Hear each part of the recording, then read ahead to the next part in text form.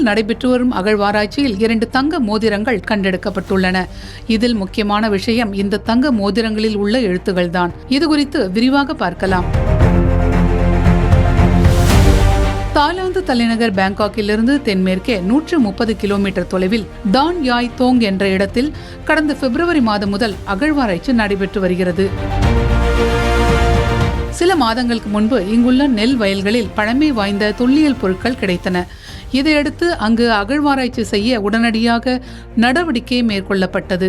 இதையடுத்து பிப்ரவரி மாதம் முதல் இங்கு அகழ்வாராய்ச்சி பணிகள் நடைபெற்று வருகின்றன. 1500 முதல் 2500 ஆண்டுகளுக்கு முற்பட்ட காலமாக இந்த இடம் இருக்கலாம் என்று கருதப்படுகிறது. இங்கு இதுவரை நடைபெற்ற அகழ்வாராய்ச்சியில் 8 மனித எலும்புக்கூடுகள், வெண்கலப் பொருட்கள், தங்க நகைகள், பானை ஓடுகள் உள்ளிட்ட தொன்மையான பொருட்கள் கிடைத்து வருகின்றன. இன்னும் 1 மாத காலம் வரை இங்கு அகழ்வாராய்ச்சி பணிகள் நடைபெறும் என்று தெரிவிக்கப்பட்டுள்ளது. இந்நிலையில் இந்த அகழ்வாய்வு பணிகளின் போது 2 தங்க மோதிரங்கள் கண்டெடுக்கப்பட்டன. இறந்தவரின் எலும்புக்கூடுகளிலிருந்து கண்டறியப்பட்ட 2 மோதிரங்களில் ஒன்றில் எழுத்துப் பொறிப்புகள் எதுவும் இல்லை. மற்றொரு மோதிரத்தில் இந்தியாவின் பிராமி எழுத்துகள் இடம்பெற்றிருக்கின்றன. பூச ரக்ஷி டஸ்ஸ, அதாவது பூச நட்சத்திரத்தால் பாதுகாக்கப்பட்டவர் என்ற இந்த எழுத்துக்களில் உள்ள பிராமியில் குறிப்பிடப்பட்டிருக்கிறது. இது ஒரு வணிகரின் மோதிரம் என்றும் அவர் இந்தியாவை சேர்ந்த வணிகராக இருக்கக்கூடும் என்றும் தாய்லாந்து ஆராய்ச்சியாளர்கள் கூறுகிறார்கள்.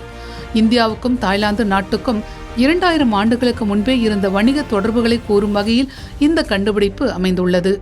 இந்த இடத்தில் இன்னும் 1 மாத காலம் அகழ்வாராய்ச்சி பணிகள் நடக்கும் என்பதால் மேலும் அதிக தொல்லியல் தகவல்கள் வெளிப்படும் என்று ஆய்வாளர்கள் நம்பிக்கை தெரிவிக்கிறார்கள்.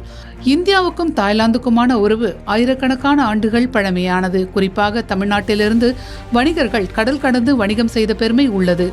சோழர் காலத்தில் ஸ்ரீவிஜயம், தாம்பரலிங்கம், கடாரம், இலங்கா சோகம் போன்ற சிறு சிறு சிற்றரசுகளாக தாய்லாந்து இருந்தது. வணிகர்களுக்கு கடல்வழி பயணத்தில் பிரச்சனைகள் ஏற்பட்ட சமயத்தில் 1ஆம் ராஜேந்திர சோழன் கடல் கடந்து படையெடுத்து வெற்றி பெற்ற சிறப்புகள் தமிழர் பெருமையை இன்றும் உலகிற்கு சொல்லும். சோழர் படையெடுப்பால் அங்கு சைவ வைணவ சமயங்கள் பரவின. ஏற்கனவே அண்மையில் தகுபாவில் நடந்த அகழ்வாராய்ச்சியில் தமிழ் எழுத்துகள் பொறித்த மோதிரங்கள் கண்டெடுக்கப்பட்டிருந்தன. தற்போது பிராமி எழுத்து பொறிப்புடன் தங்க மோதிரம் கண்டுபிடிக்கப்பட்டிருக்கிறது.